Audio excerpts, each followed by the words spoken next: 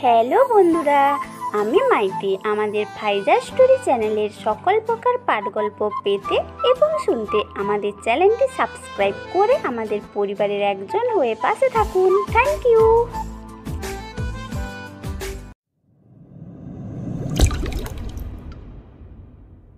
রাত 1টা বাজে।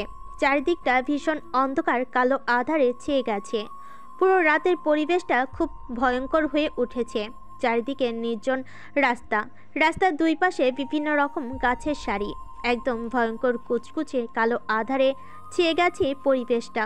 ভীষণ অন্ধকার, যেন অমাবস্যার রাত। পরিবেশটা যেন চারিদিকে থই থই করছে। মাঝে মধ্যে কুচকুচ শব্দ শুনতে পাওয়া যায়। পরিবেশটা ভীষণ অন্ধকার থাকায় স্পষ্টভাবে কোনো কিছু দেখা যায় না।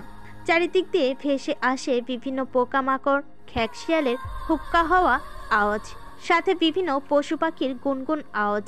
পশু পাখির কিচিমিচির শব্দে যেন পরিবেশটা আরও ভয়ঙ্কর হয়ে উঠেছে। উত্তর গগনে পশ্চিম আকাশে উতলা হয়ে কালো মেঘে ছেয়ে গেছে। মাঝে মধ্যে আকাশটা এক ভয়ঙ্কর রূপ ধারণ করে, বিজলি চমকাচ্ছে। যতবার আকাশটা শব্দ করে ততবার যেন মানুষগুলোর বুকে ধুকপুক শব্দ, স্পন্দন বেশি হতে থাকে। যেন এই মুহূর্তে আষাঢ় শ্রাবণ মুষলধারায় বাধা অতিক্রম করে নিজের গতিবেগে আকাশ থেকে বজ্রপাত সাথে শিলাবৃষ্টি নামতে শুরু করবে। কথা বলতে বলতে বৃষ্টি পড়তে শুরু করেছে। প্রচণ্ড বজ্রপাত আর বৃষ্টির শব্দে পরিবেশটা চারিদিকে থই থই করছে। অন্ধকারে কোনো কিছুই দেখা যাচ্ছে না। মাঝে মধ্যে আকাশটা যখন চমকায় তখন চারদিকটা হঠাৎ করে ভয়ঙ্কর রূপ ধারণ করে আকাশের ভীষণ ভয়ঙ্কর বজ্রপাতে সবার বুক ধকধক করে কাঁপতে শুরু করে। চারদিকটা কুচকুচে কালো অন্ধকার। রাস্তার দুই পাশে গাছের সারি, তার পাশে ফসলের ক্ষেত। বাঁশ ঝোপঝাড় দিয়ে রাস্তাটা পুরো নির্জন হয়ে আছে। রাস্তার দুই পাশে গাছের সারি থাকায় পরিবেশটা কেমন যেন ভয়ঙ্কর উতলা হয়ে উঠেছে। হঠাৎ হঠাৎ করে আকাশটা যখন বিদ্যুৎ চমকায় তখন যেন সবার বুকের স্পন্দন বেড়ে যায়। ফুল স্পিডে রাস্তার উপর দিয়ে একটানে প্রায় তিনটা গাড়ি চলেছে কোনো এক গন্তব্যের উদ্দেশ্যে। রাস্তার দুই পাশে গাছের সারি, ফসল ক্ষেত, পুকুর, নদী, নালা, খাল, বিল রেখে ফুল স্পিডে গাড়িগুলো চলেছে একটা গোরস্থানের উদ্দেশ্যে। চারিদিক দিয়ে মুষলধারায় বৃষ্টি পড়ছে। বৃষ্টির ফোঁটায় পরিবেশটা যেন উন্মুক্ত হয়ে উঠেছে। ভয়ঙ্কর বৃষ্টির শব্দে আর আকাশের বজ্রপাতে গাড়ির ভেতরে থাকা লোকগুলো ভয়ে আতঙ্কে আছে। গাড়িগুলো চলে আসে একটা পরিত্যক্ত নির্জন এলাকার মাঝে, যেখানে আছে তিনটা গোরস্থান। কবরস্থানের পাশে আছে বড় একটা পুকুর, অপর পাশে আছে একটা আমের বাগান, তার অপর পাশে আছে একটা বাঁশ বাগান, তারপরে আছে একটা গোরস্থান, আবার অন্য পাশে কৃষকের খেতে ভরা ফসল। উল্টো দিকে ঘুরলে দেখতে পাওয়া যায় একটা গোরস্থান, তার অপর পাশে হাইওয়ের রাস্তা, শহর ছেড়ে প্রায় বেশ খানিকটা দূরে। এই গোরস্থানগুলোর পরিবেশটা ভীষণ ভয়ঙ্কর। গাড়ির ভেতর থেকে বের হয়ে আসে বেশ কয়েকটা আগন্তুক, সাথে গাড়ির ভেতর থেকে কোনো এক লাশ বের করে কবর খোঁড়া হয়েছে। কবর প্রায় পানিতে ভরে গেছে। আকাশে বজ্রপাত আর শিলাবৃষ্টিতে যেন শরীরটা কেঁপে ওঠে আগন্তুকগুলোর। কেননা আকাশের বজ্রপাত আর শিলাবৃষ্টির সাথে হালকা মৃদু বাতাস বইছে, যেন শরীরটাকে শীতল করে তুলছে। রাত 1টা বাজে। নিস্তব্ধ শুনশান নীরবতায় বিরাজ করছে পুরো পরিবেশটা। আতঙ্কে আছে উপস্থিত থাকা বেশ কয়েকটা আগন্তুকগুলোর পরনে আছে রেইনকোট। কোনো রকমে লাশটাকে কবরের মধ্যে ফেলে দিয়ে উপরে মাটি চাপা দিয়ে দেয়। তারপর আগন্তুকটি হালকা ভয়ার্ত কণ্ঠে বলে ওঠে, ওকে মেরে মাটিতে পুঁতে দিলাম, কিন্তু এখন আমরা কি করব? পরিবেশটা ভীষণ ভয়ঙ্কর, এখানে বেশিক্ষণ থাকা যাবে না। যাই হোক না কেন, এখান থেকে বেরিয়ে যেতে হবে। পরিবেশটা খুব ভয়ঙ্কর হয়ে উঠেছে। আকাশে বজ্রপাত, সাথে শিলাবৃষ্টি, এর সাথে যুক্ত হয়েছে হালকা মৃদু বাতাস। চারদিকটা অন্ধকার। গোরস্থানটা পুরো ফাঁকা। ভয়ে আমার কলিজে কাঁপাকাঁপি শুরু করেছে। দেখ ভাই, আমরা তো আকাশকে মেরে ফেললাম, কিন্তু এরপর কি করব সেটা জানি না। দ্রুত এখান থেকে চলে যাই, না হলে বিপদ বাড়তে পারে। এই বলে আগন্তুকগুলো তিনটে গাড়ি নিয়ে বেরিয়ে যায় গোরস্থান থেকে। গোরস্থানটা যেন পুরো কেঁপে ওঠে। গোরস্থানের ভেতর থেকে বারবার ভেসে আসে বিভিন্ন আওয়াজ, যেমন কবর থেকে ভেসে আসে খ্যাকশিয়াল আর বিভিন্ন ভয়ঙ্কর প্রাণীর আওয়াজ। মাঝে মধ্যে ভেসে আসে কীট পতঙ্গ ও উইপোকা, কিছু কাঠবিড়ালি, বন বিড়াল, উইপোকা যাদের আওয়াজ খুব ভয়ঙ্কর, সাথে খ্যাকশিয়ালের হুক্কা হওয়া আওয়াজে যেন পরিবেশটা আরো ভয়ঙ্কর হয়ে উঠছে। আগন্তুকগুলো চলে যাওয়ার সাথে সাথে যেন বৃষ্টিটা আরো দ্বিগুণ রূপ ধারণ করেছে। আগের থেকে যেন আরো বৃষ্টির গতিটা বেড়ে গিয়েছে। বৃষ্টির গতিতে কবরে চাপা দেওয়া মাটিগুলো গলে সরে যেতে শুরু করেছে। দেখতে দেখতে মাটিগুলো কবর থেকে সরে যায়। আগন্তুকগুলো চলে যাওয়ার সাথে সাথে সেখানে আরেকটি লাল কালারের গাড়ি এসে উপস্থিত হয়। গাড়ির ভেতর থেকে বের হয়ে আসে অজানা এক আগন্তুক, যার পরনে আছে কালো পোশাক, মুখে মাস্ক, রেইনকোট পরা, মাথায় হেলমেট সিস্টেম বাতি। এগিয়ে চলেছে কবরটার কাছে। কবরের কাছে গিয়ে হাত দিয়ে কবরের খানিকটা মাটি সরিয়ে কবরের ভেতর থেকে সেই অজানা লাশটাকে বের করে আবারও গাড়িতে তোলে। পরিবেশটা যেন ভুতুড়ে কাণ্ড হয়ে গেছে। পরিবেশটা যেন এক ভয়ঙ্কর রূপ ধারণ করেছে। রাত 2টা বাজে। নিস্তব্ধ শুনশান নীরবতায় পরিবেশটা সে গেছে গোরস্থানের আশেপাশে। ঝোপঝাড় আর বাগান এবং হালকা কিচিরমিচির শব্দ ছাড়া কোনো কিছুই শোনা বা দেখা যায় না। আগন্তুকটা একাই কবর থেকে লাশটাকে তুলে গাড়িতে নেয়। তারপর গাড়িতে করে রওনা দেয় নিজের গন্তব্যের উদ্দেশ্যে। টানা বৃষ্টি পড়তে পড়তে সকাল 7টায় বৃষ্টি কমে। মানুষজন ছোটাছুটি করেছে নিজেদের গন্তব্যের উদ্দেশ্যে। ছাত্রছাত্রীরা কলেজ কিংবা স্কুল অথবা বিশ্ববিদ্যালয় লেখাপড়া করার উদ্দেশ্যে সকাল 8টায় বেরিয়েছে।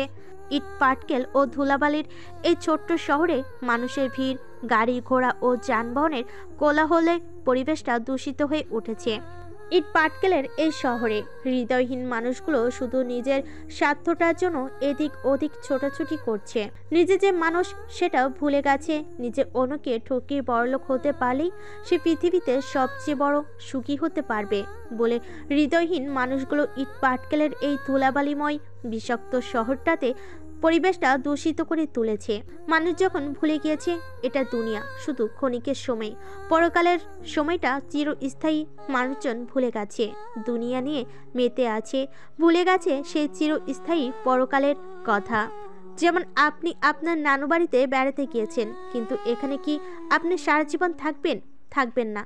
আপনাকে চলে আসতে হবে আপনার নিজের বাড়িতে। ঠিক তেমনি এই পৃথিবীটা সারা জীবন থাকার জায়গা নয়। একদিন আপনাকে মরতে হবে, আর মৃত্যুর পর পরকালের জীবনে আপনাকে সারা জীবন চিরস্থায়ী থাকতে হবে। তাই আসুন মানুষজনকে না ঠকিয়ে মানুষের পাশে দাঁড়িয়ে মানুষজনকে উৎসাহিত করি নিজের পায়ে দাঁড়াতে। দরিদ্রহীন বাংলাদেশটাকে ডিজিটাল সোনার বাংলাই করি। সকাল 8টা বাজে। টিভির স্ক্রিনে সাংবাদিক একের পর এক তার সংবাদ প্রচার করছে। চায়ের দোকানে, বাড়িতে, টেলিভিশনের পর্দায়, মোবাইলে এবং যে যেখানে পাচ্ছে সকাল 8টার খবর দেখছে। যমুনা টিভিতে একটাই নিউজ দেখাচ্ছে, সেটা হলো আমি আপনাদের সাথে যুক্ত হয়েছি নুসরাত জাহান আঁখি। আজকে সকাল 8টার খবরে আপনাদের আমন্ত্রণ। সকাল 8টার খবরে জমজমাট এক রহস্য খবর নিয়ে হাজির হয়েছি আমি আপনাদের প্রতিবেদনে। কেউ বা কারা খুব নৃশংসভাবে এবং খুব পরিকল্পনা করে হত্যা করেছে বাংলাদেশের সাইবার সিকিউরিটি ক্যাপ্টেন আকাশ চৌধুরীকে। যে আকাশ চৌধুরী বাংলাদেশের only one cyber security captain, যার ভয় পুরো সাইবার সিকিউরিটি থরথর করে কাঁপতে। সেই সাইবার সিকিউরিটির অনলি ওয়ানার আকাশ চৌধুরীকে কেউ বা কারা খুব নৃশংসভাবে হত্যা করে গায়েব করে দিয়েছে। উদ্ধার কাজে নিয়োজিত রয়েছে বাংলাদেশের আইন বাহিনী সহ বিভিন্ন কর্মকর্তা এবং তার সাথে যুক্ত হয়েছে বাংলাদেশের সাধারণ জনগোষ্ঠী, সাধারণ মানুষজন। কারা মেরেছে আকাশ চৌধুরীকে এখনও বিস্তারিত জানা যায়নি। সিসিটিভি ক্যামেরায় ভিত্তিতেও দেখা গিয়েছে বেশ কয়েকজন মুখোশধারী কালো পোশাক পরিহিত মানুষজন খুব নৃশংসভাবে এবং খুব পরিকল্পনা করে মেরেছে সাইবার সিকিউরিটি অনলি ওনার ক্যাপ্টেন আকাশ চৌধুরীকে। এবং এখানে ভিডিও দেখা চিহ্নিত করা গেছে যে আকাশ চৌধুরীর খুব পরিচিত আপনজন মানুষগুলোই তাকে মেরেছে।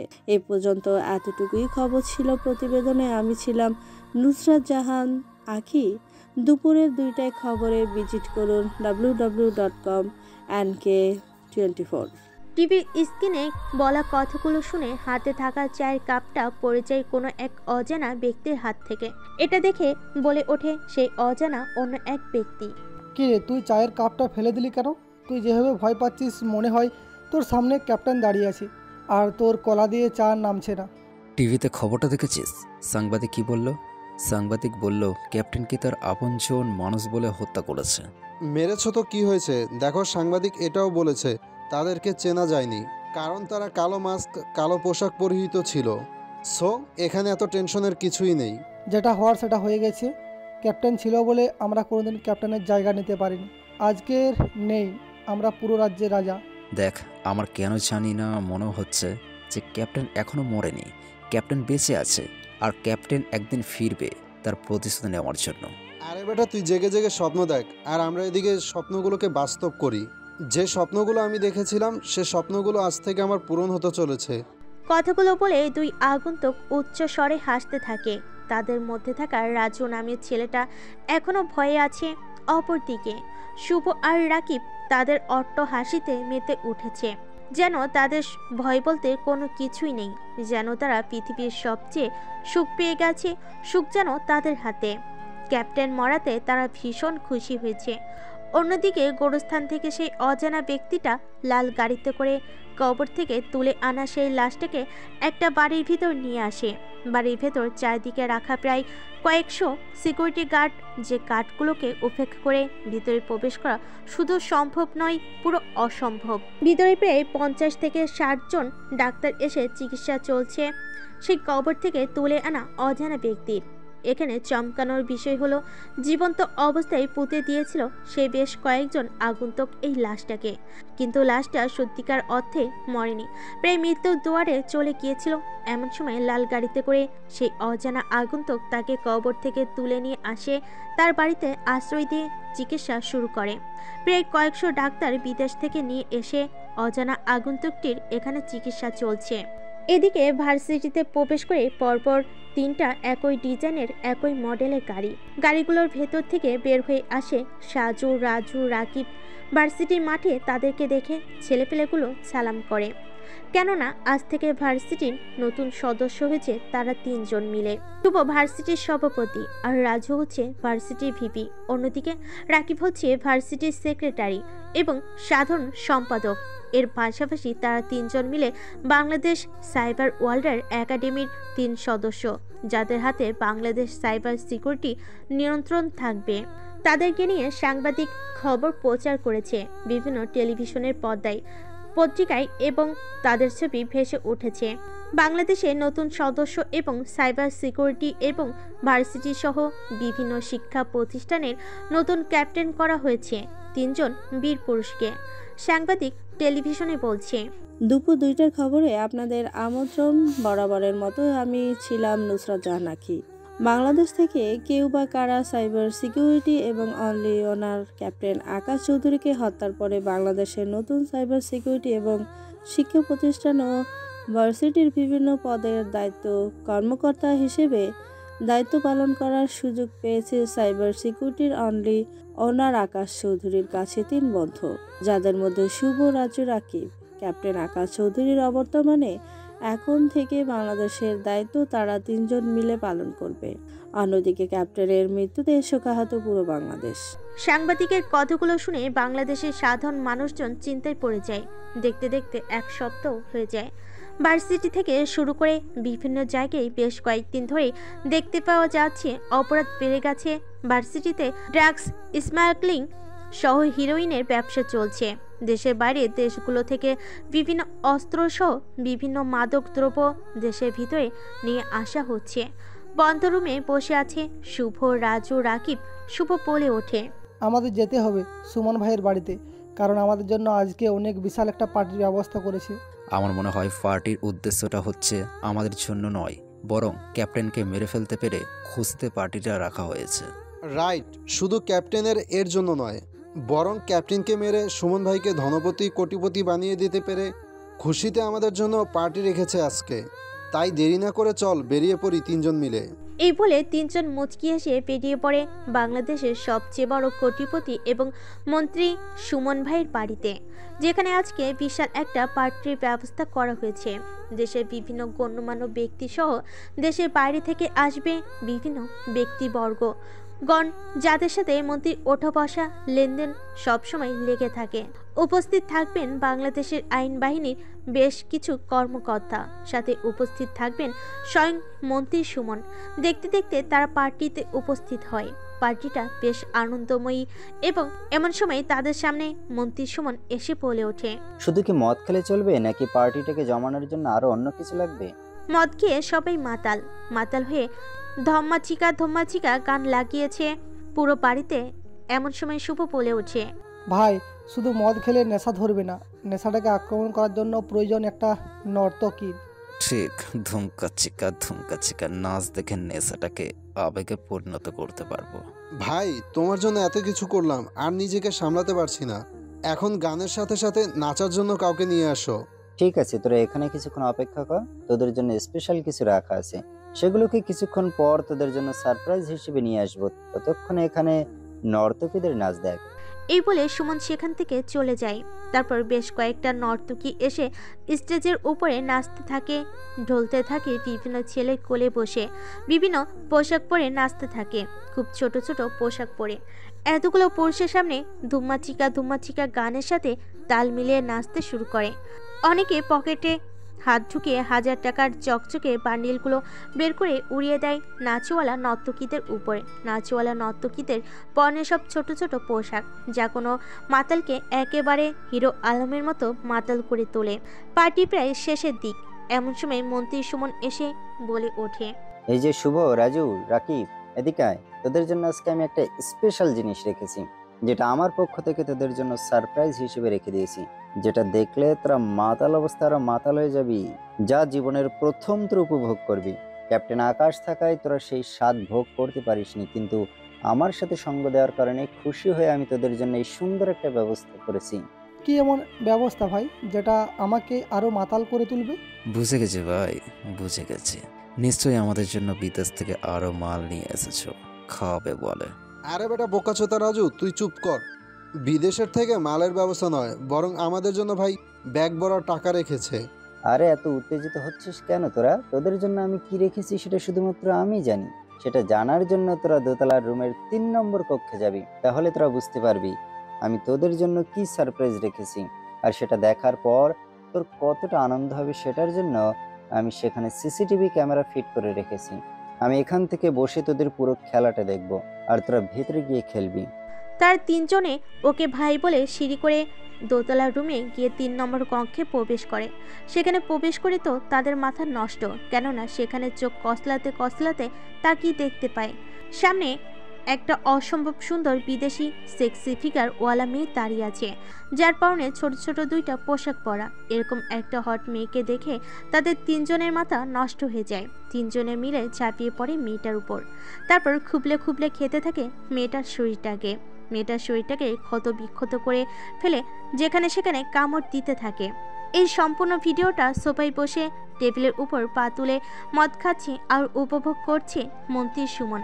মাঝে মধ্যে উচ্চস্বরে হেসে ওঠে আর বলে ওঠে, ক্যাপ্টেন আকাশ, তুই আমার কথা শুনলি না, আমার কথা অবাধ্য হয়ে নিজের মৃত্যুটাকে নিজের চোখে দেখলি।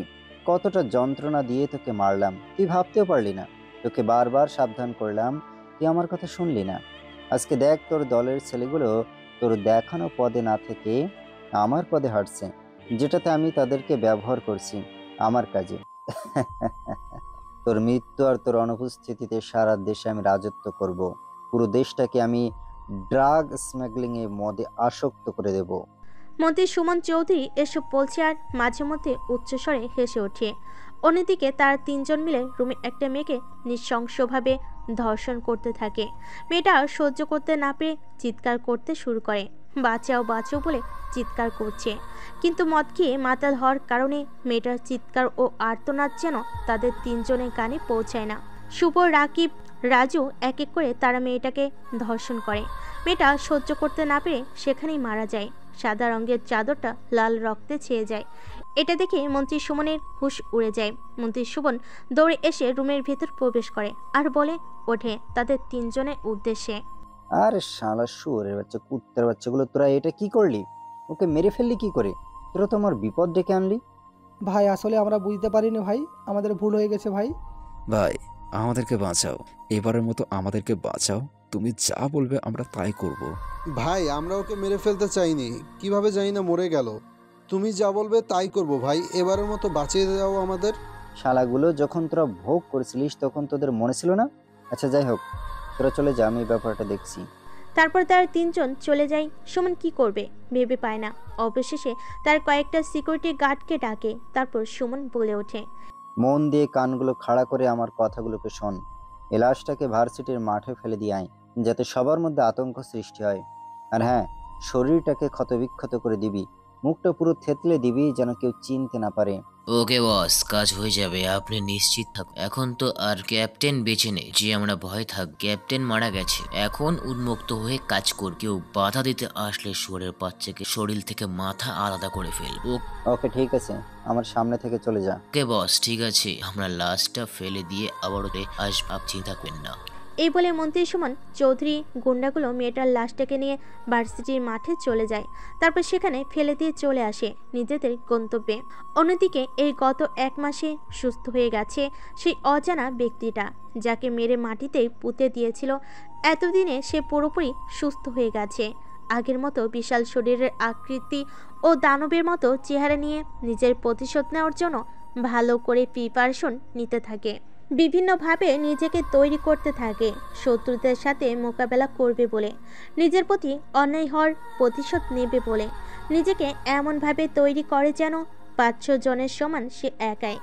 অস্ত্র থেকে শুরু করে কুম্ফু, ক্যারাটে, বন্দুক চালানো, অস্ত্র চালানো, সকল রকমের এক্সপার্ট হতে থাকে সেই অজানা আগন্তুকটি।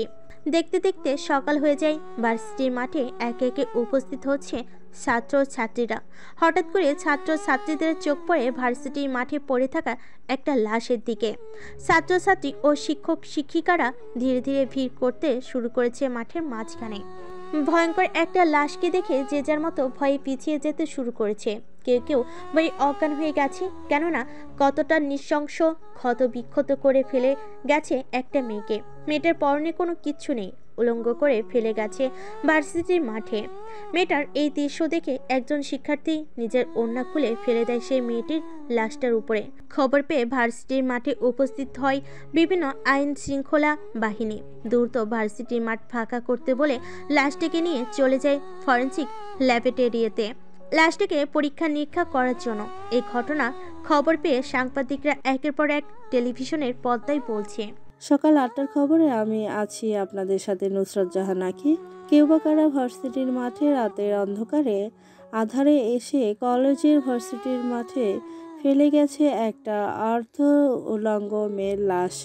মেয়েটার শরীরটা ক্ষত বিক্ষত করে ফেলেছে, মেয়েটার মুখ পুরো থেতলে দেওয়া হয়েছে। মেয়েটাকে প্রায় বেশ কয়েকজন মিলে রেপ করেছে। বিভিন্ন শরীরে তাদের আচরণের দাগ, এমনকি কামড়ের দাগ পর্যন্ত পাওয়া গেছে। ফরেন্সিক ল্যাবরেটরি থেকে পাওয়া তথ্য অনুযায়ী মেয়েটার মৃত্যু হওয়ার কারণ ছিল মেয়েটাকে কয়েকজন মিলে অতিরিক্ত শারীরিক অত্যাচার করার কারণে মেয়েটা শ্বাসরোধ হয়ে মারা যায়। এমনকি তার যৌনাঙ্গ নষ্ট করে হয়েছে। কে করেছে বা কারা করেছে তদন্ত করার জন্য বাংলাদেশ আইন বাহিনী এবং গোয়েন্দা বিভাগ কৃতপক্ষ ভার্সিটি তদন্ত করেছে। পরের খবর পেতে আমাদের ওয়েবসাইট থেকে ভিজিট করুন www.ak24। হঠাৎ করে সাংবাদিকের বলা কথাগুলো শুনে সবার উপরে বসে থাকা এক অজানা আগন্তুক উচ্চ স্বরে হাসতে থাকে, যেন সে কোনো এক গুপ্তধন পেয়েছে। সাংবাদিকের বলা কথা এবং ভিডিও দেখে পাগলের মতো হাসতে থাকে। টেবিলের উপর থেকে বন্দুকটা নিয়ে আকাশের উপরে বেশ কয়েকটা গুলি করে। গুলির শব্দ শুনতে পেয়ে বেরিয়ে আসে মায়া আর বলে ওঠে, কি হলো আকাশ, হঠাৎ করে তুমি পাগলামো শুরু করলে কেন, কি হয়েছে? মায়ের কথা শুনে আগন্তুকটা সোফা থেকে উঠে পাগলের মতো হাসতে হাসতে এবার বলে ওঠে, হয়নি, তবে হবে এবার খেলা। কলেজের সেই রহস্যময় মাফিয়া সিটির শহরে আকাশের নতুন তাণ্ডব শুরু হবে। আকাশ, তুমি যেটাই করো না কেন আমি সব সময় তোমার সঙ্গ দেব। খুব সাবধানে পা ফেলতে হবে। প্রতিশোধ নিতে হলে তোমাকে আরো কঠিন মনের হতে হবে। কুত্তার বাচ্চাগুলোকে এতটাই ভয়ঙ্কর মৃত্যু দেব যেটা আকাশ আর জমিনের মধ্যে এখন পর্যন্ত কেউ ঘটাতে পারেনি। এতটাই ভয়ঙ্কর মৃত্যু দেব যেটা ওদের মৃত্যু দেখে মৃত্যুর আজরাইল পর্যন্ত কেঁদে উঠবে। মায়া কোনো কথা না বলে চলে যায় নিজের রুমে। তারপর ল্যাপটপে বসে কি যেন সে কাজ করতে থাকে। এদিকে সোফার উপরে বসে আগন্তুকটা ভাবতে থাকে কি করে সেই প্রতারক ধোঁকাবাজ বেঈমানদেরকে কঠিন শাস্তি দেবে। দেখতে দেখতে সন্ধ্যা হয়ে যায়। অজানা আগন্তুক সেই আকাশ চৌধুরী বলে ওঠে, মায়া কোথায়? তুমি চলো, আমার জান পাখি প্রাণ পাখি রানীর কাছে যাব দেখা করতে। ঠিক আছে, চলো। সন্ধ্যা 7টা বাজে। গাড়ি নিয়ে বেরিয়ে পড়ে আকাশ চৌধুরী আর মায়া। ভাই, আপনার ঠিক ধরেছেন, এটা হচ্ছে সেই আকাশ যাকে আন্ডারওয়ার্ল্ডের এবং বাংলাদেশের পুরো সাধারণ মানুষগুলো চিনে এক নামে, cyber security only one Akash Chowdhury. যার নাম শুনে সাইবার সিকিউরিটি ও বাংলাদেশের মাটি কেঁপে উঠত। সেই আকাশ চৌধুরী বেঁচে আছে, মরেনি। গল্পের সাথে থাকুন, সবটা জানতে পারবেন। দেখতে দেখতে চলে আসে একটা বাড়িতে প্রবেশ করে দেখতে পাই রানী খাবার খাচ্ছে। এটা দেখে আকাশ কেঁদে ফেলে। আকাশ দৌড়ে গিয়ে পেছন থেকে রানীকে জড়িয়ে ধরে, রানীর ঘাড়ে কয়েকটা কিস করে। রানী আকাশের ছোঁয়া পেয়ে পিছন ঘুরে আকাশকে দেখে চমকে গিয়ে জড়িয়ে ধরে। দুজনকে দেখে হাউমাউ করে কাঁদতে থাকে। রানী বলে ওঠে, আকাশ, আকাশ, তুমি বেঁচে আছো? আমি নিজের চোখে দেখছি। সত্যি কি তুমি বেঁচে আছো আকাশ? আকাশ, তোমাকে ছাড়া আমার খুব খুব কষ্টে দিনগুলো কেটেছে। বলো না যে তুমি সত্যি আমার সামনে দাঁড়িয়ে আছো। বলো না আকাশ, বলো না আমি কোনো কল্পনার জগতে নেই, আমি বাস্তব জগতে তোমাকে দেখছি। রানীর মুখে এই কথা শুনে আকাশ কান্না করতে করতে বলে ওঠে, হ্যাঁ রানী, আমি শুধুমাত্র তোমার আকাশ, যে তোমার সামনে দাঁড়িয়ে আছে বাস্তব জগতে তোমাকে জড়িয়ে ধরে। এটা শুনে রানী আরো ভালো করে আঁকড়ে ধরে আকাশকে। তারপর কাঁদতে কাঁদতে বলে ওঠে, জানো আকাশ, জানো তোমার সেই বন্ধুগুলো শুভ, রাজু, রাকিব আমাকে মিথ্যে বলেছিল। মিথ্যে বলে তারা আমাকে গভীর জঙ্গলে নিয়ে যায়। তারপর সেখানে তারা আমাকে খুব খুব নির্যাতন করে। আমাকে তারা মেরে ফেলতে চেয়েছিল, কিন্তু আল্লাহর অশেষ কৃপায় আমি বেঁচে গিয়েছি। আমি জানি রানী, সবটা জানি। তারা বলেছিল তুমি নাকি মরে গেছো, তোমার লাশটা নাকি জঙ্গলের ভেতরে আছে। তারা আমাকে নিতে এসেছিল তোমার লাশটাকে দেখানোর জন্য। আমিও বোকা হয়ে তোমার ভালোবাসায় অন্ধ হয়ে তাদের কথা মতো তাদের সাথে সেই জঙ্গলে যাই। তারপর তারা আমাকে সেখানে অজ্ঞান করে অনেক অনেক নির্যাতন করে, মেরে ফেলার চেষ্টাও করে। তারপর আমি জানি না যে কিভাবে বেঁচে গেলাম। আমি তোমার খোঁজ করতে করতে সেই জঙ্গলের ভেতরে যাই। তারপর সেখানে কাউকে দেখতে পাই না। এমন সময় তোমার সেখানে আমার দেওয়া সেই হাতের বালাটা খুঁজে পাই একটা কবরের পাশে, যেখানে তোমাকে পুঁতে রেখেছিল তারা। তুমি তাদেরকে ছাড়বে না আকাশ, তাদেরকে একদম ছাড়বে না। তাদেরকে আকাশ পাতাল হলেও খুঁজে বের করে রাস্তায় কুত্তাদের মতো পেটাবে। তাদের এতটাই ভয়ঙ্কর মৃত্যু দেবে যেটা ইতিহাসের পাতায় একদম ইতিহাস হয়ে থাকবে, যেটা ভূগোল, বিজ্ঞান সবাইকে ছেড়ে ওয়ার্ল্ড রেকর্ড করে তোমার মৃত্যুর ভয়ঙ্কর অত্যাচার ইতিহাসের পাতায় তুলে ধরবে। যেন কেউ বেইমানি করার আগে বারবার ভাববে, আর তাদের চোখের সামনে যেন ভেসে ওঠে তোমার সেই ভয়ঙ্কর অত্যাচারের কথা। শুধু মৃত্যু নয়, মৃত্যুর সাথে এতটাই ভয়ঙ্কর মৃত্যু দেব যেটা মৃত্যুর আজরাইল দেখলে তাদের মৃত্যু কেঁদে উঠবে। আমি আর এখানে এক মুহূর্ত থাকতে চাই না। আমি তোমার সাথে সঙ্গ দিয়ে তোমার প্রতি হওয়া অবিচার, আমার প্রতি হওয়া অন্যায়, সমস্ত কিছুর হিসাব আমি এক এক করে নিজের হাতে নিতে চাই। অবশ্যই নিব। তোমার প্রতি অন্যায় হওয়ার প্রত্যেকটা হিসাব তুমি নিবে। রানী, তোমাকে এখান থেকে নিয়ে যাওয়ার জন্য আমি এসেছি। তোমাকে কে এখানে থেকে নিয়ে গেছিল তার ছবি দেখাও। তোমাদের দলের সদস্য সেই ছেলেটার নাম হচ্ছে মানিক। সেদিন মানিক আমাকে সেই গভীর জঙ্গলে নিয়ে গিয়েছিল, আর সেখানে উপস্থিত ছিল মুক্তা, মন্ত্রী, সুমন, রাজু, রাকিব, শুভ আর বেশ কয়েকজন ছেলে, যাদের আমি তোমাদের দলে তো দেখেছিলাম, কিন্তু এই মুহূর্তে আমার তাদের নাম মনে হচ্ছে না। তাহলে আমার প্রথম টার্গেট হচ্ছে মানিক। এখান থেকে চলো নাইট ক্লাবের দিকে। ওকে, ঠিক আছে, তুমি তাহলে 2 মিনিট দাঁড়াও, আমি রেডি হয়ে আসি আগন্তুকের বেশে। যেই আগন্তুক শুধু আগুন আর আগুন, যেই আগুনের আছে তাদেরকে ঝলসে পুড়িয়ে ছারখার করে দিব। ওকে, আসো। এ বলে রানী রেডি হতে চলে যায়, আর আকাশ মায়া সেখানে বসে থাকে। আপনার কিছু বুঝলেন না তো? রানী হচ্ছে আকাশের বিবাহিত স্ত্রী, রানী চৌধুরী।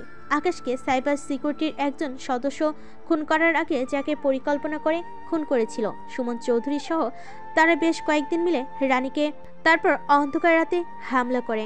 আকাশের উপরে গল্পের সাথে থাকলে সবটাই জানতে পারবেন। রানী দেখতে অসম্ভব সুন্দর, শুধু সুন্দর নয়, সুন্দরের থেকেও সুন্দর। রানী দেখতে ঠিক উচ্চতায় 5 ফুট 2 ইঞ্চি। রানী দেখতে মিডিয়াম সাইজের, মোটাও না আবার পাতলাও না। একটা ছেলের যেমন পছন্দ ঠিক তেমন। রানী হাজারে একটা। যেমনি রানীর রূপের পাহাড়, ঠিক তেমনি ডেঞ্জারাস পাওয়ার। কাউকে তোয়াক্কা করে না সে। তার এই ভার্সিটিতে শুধুমাত্র একটাই কাজ, সবাইকে চোখে চোখে রাখা, কোথায় অপরাধ হচ্ছে সেটা দেখে রাখা। শিক্ষকরাও তেমন কিছু বলতে পারেন না রানীকে, কেননা রানী এই ভার্সিটির ভালো চাই, খারাপ না। আকাশ দেখতে 6 ফুট 5 ইঞ্চি, বেশ স্বাস্থ্যবান, 6 প্যাক বডি। আকাশ ভার্সিটির সভাপতি, একই সাথে ভার্সিটির ভিপি। 2 দায়িত্ব পালন করেছে আকাশ একাই। আকাশ দেখতে অসম্ভব সুন্দর, ফর্সা। আকাশকে যে দেখে সে পাগল হয়ে যায় আকাশের সাথে প্রেম করার জন্য। ভার্সিটির মেয়েরা পাগল হয়ে থাকে, প্রতিনিয়ত আকাশকে চিঠি দেয়, কিন্তু আকাশ কাউকে পাত্তা দেয় না। চলুন তাহলে আপনাদের অতীতটা ঘুরিয়ে নিয়ে আসি। প্রতিদিনের মতো আকাশ সহ তার প্রতিটা বন্ধু আজকের ভার্সিটির মাঠে উপস্থিত আছে। অন্যদিক থেকে ভার্সিটির মাঠে প্রবেশ করেছে একটা মেয়ে। আকাশও কোনো একটা কাজের জন্য ভার্সিটির মাঠ থেকে বেরিয়ে যাচ্ছে। এমন সময় সে মেয়েটার সাথে ধাক্কা খেয়ে দুজনেই পড়ে যায়। পড়ে যাওয়ার কারণে দুজনে ঠোঁটে ঠোঁট লেগে যায়। পুরো ভার্সিটির ছেলে মেয়েগুলো সেদিকে তাকিয়ে আছে এক দৃষ্টিতে হাঁ করে। মেয়েটা উঠে গিয়ে পরপর বেশ কয়েকটা থাপ্পড় মারে ছেলেটাকে। ছেলেটা কোনো কিছু বলার আগে মেয়েটা বলে ওঠে, কি রে, কে তুই? জল জীবন্ত একটা মানুষকে ধাক্কা দিয়ে ফেলে দিলি? ধাক্কা দিয়ে ফেলে দিলি তো দিলি, ঠিক আছে, তার উপর তুই আবার তোর সেই নোংরা পচা ঠোঁট দিয়ে আমাকে কিসও করলি? কেন রে ভাই, এত বড় রাস্তা, তুই কি এত বড় রাস্তা দেখে হাঁটতে পারিস না?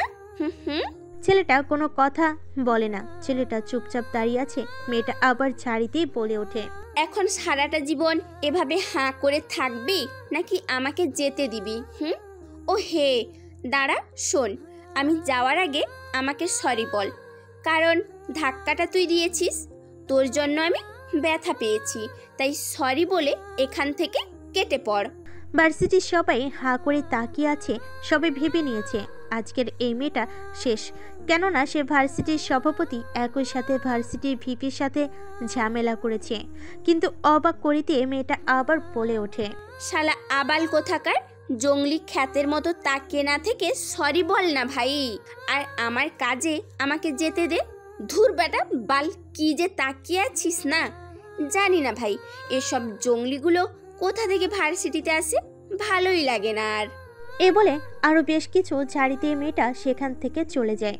এক দৃষ্টিতে তাকিয়ে আছে এখনো আকাশ সেদিকে, মেয়েটা চলে যাওয়ার দিকে।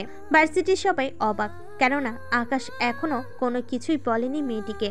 আকাশ মাথা চুলকাতে চুলকাতে ভার্সিটি থেকে বেরিয়ে যায়। কিছুক্ষণ পর আকাশ ভার্সিটিতে প্রবেশ করে। মেয়েটা সোজা গিয়ে তার বান্ধবীদের কাছে চলে যায়। মেয়েটা যাওয়ার সাথে সাথেই তার বান্ধবী সাদিয়া বলে ওঠে, কি রে রানী, তোর এত সাহস কবে থেকে হলো যে তুই ভার্সিটির ভিপি প্লাস সভাপতিকে মারলি? এতগুলো ছেলে মেয়ের সামনে থাপ্পড়। রানী তো এই কথা শুনে অবাক হয়ে যায়। অবাকের চরম পর্যায়ে রানী, কেননা রানী ভাবতে পারেনি যে সে ভার্সিটির সভাপতি প্লাস ভিপির গায়ে হাত তুলেছে। রানী অবাক হয়ে বলে ওঠে, কি বলিস তোরা? তোরা আমাকে আগে বলবি না? এখন তো আমি গেলাম। জানি না ওই বদমাসটা কত রাগী। দেখে তো বেশ সুন্দর, স্মার্ট, হ্যান্ডসাম, কিন্তু ভেতরে ভেতরে যে কত খারাপ সে আল্লাহ মালিকেই জানে। আরে চুপ শালি, তুই জানিস না তুই কার সম্বন্ধে বলছিস? ও হচ্ছে পুরো বাংলাদেশে সাইবার সিকিউরিটির মধ্যে একজন বিশ্ববিখ্যাত cyber security only one Akash Chowdhury, যার নাম শুনলে অপরাধীরা ভয়ে কাঁপে। সেখানে তুই কিনা বলছিস ও খারাপ? এই কথা শুনলে তো ওর বন্ধুরা তোকে কচু কাটা করবে। কি বলিস দোস্ত? ও এত ভালো, আর আমি কিনা ওকে এতগুলো থাপ্পড় দিলাম এতগুলো ছেলে মেয়ের সামনে। জানি না ওর বন্ধুগুলো খবর পেলে আমার কি হাল করে। আমার তো এখন কলেজ আসতেই ভয় করছে। কিছু হবে না, চুপ করে থাক। দেখলি না তুই এতগুলো ঝাড়ি দেওয়ার পর তোকে কোনো কিছু বললো না? সেটা তো ঠিক আছে, কিন্তু আমার তো ভয় করছে যদি আমাকে রাস্তায় আটকায়, আর আমাকে যদি রাস্তায় আটকে মারধর করে তখন আমি কি করব? না বাবা, আমি আর কলেজেই আসবো না, আমার খুব ভয় লাগছে। চুপ শালি, ও এখন ভার্সিটিতে আসবে, তুই গিয়ে সরি বলে দিবি, দেখবি হয়ে গেছে। শুধু সরি বললেই হয়ে যাবে? আর কোনো কিছু করতে হবে না তো? যদি আমাকে অন্য কিছু করতে বলে, যদি আমাকে র্যাগিং দেয় তো? এইভাবে তারা দুজন বকবক করতে থাকে। অন্যদিকে আকাশ বাইরে গিয়ে নিজের কাজ করে আবার চলে আসে ভার্সিটিতে এসে তার বন্ধুদের কাছে চলে যায়। এমন সময় সেখানে উপস্থিত আছে মানিক, মুক্তা, রাজু, রাকিব, শুভ, আরও বেশ কয়েকজন। এমন সময় শুভ বলে ওঠে, কি রে ভাই, মেয়েটা তোকে থাপ্পড় মারলো, তুই কোনো কিছু করলি না? শুভর মুখে এই কথা শুনে মুচকি একটা হাসি দিয়ে আকাশ বলে ওঠে, কি আর বলবো বল, মেয়েটা মনে হয় ভার্সিটির নতুন, আমাকে চেনে না, তাই হয়তো আমাকে এতগুলো ঝাড়ি দিয়েছে। তবে যাই বল, মেয়েটা কিন্তু দেখতে অসম্ভব সুন্দর, আমার মন কেড়ে নিয়েছে। আরে ভাই কি বলিস, তোর মন কেড়েছে ভার্সিটিতে? যেখানে মেয়েগুলো তোর দিকে তাকিয়ে থাকে সেখানে কিনা তুই একটা মেয়ের প্রেমে পড়ে গেলি? প্রেমে পড়েছি কিনা জানি না, তবে প্রথম দেখায় মেয়েটাকে আমার ভালো লেগে গেছে, যার সাগরে আমি ভেসে যাচ্ছি। চারদিকে শুধু তাকেই দেখতে পাই, যেখানেই যাই সেখানেই তার প্রতিচ্ছবি ভেসে আসে আমার সামনে। কি বলিস রে ভাই, এ তো দেখি লাভ মে টু লাভ, মানে ফিলিংসের উপর ফিলিংস। আমি তো দেখতে পাচ্ছি তোর মনটা ভালোবাসার জন্য উতলা হয়ে উঠেছে, প্রেম করার জন্য হাবুডুবু খাচ্ছে সাগরের পানিতে। জানি না মেয়েটা আমাকে ভালোবাসবে কিনা, তবে মেয়েটাকে আমার খুব ভালো লেগেছে।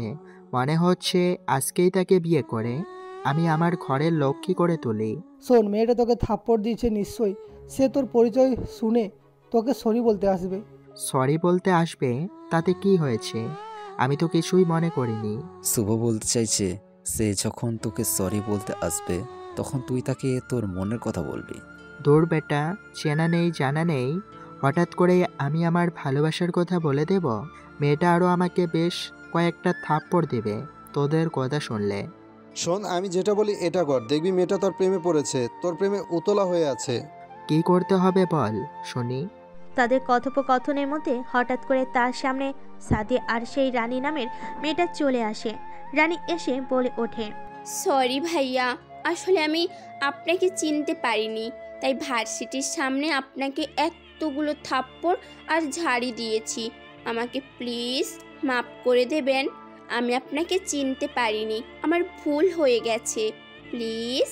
রানী নামের মেয়েটার কণ্ঠস্বর এত সুন্দর যে মিষ্টি যে আকাশ তার কণ্ঠস্বরে হারিয়ে গেছে। কি বলবে কি করবে বুঝতে পারে না। আকাশ এক দৃষ্টিতে তাকিয়ে আছে মেয়েটার দিকে, যেন সে প্রেমের সাগরে ভেসে যাচ্ছে। মেয়েটা আবার বলে ওঠে, ভাইয়া কি হলো, আপনি এভাবে হাঁ করে তাকিয়ে আছেন কেন? আমাকে কি মাফ করা যায় না?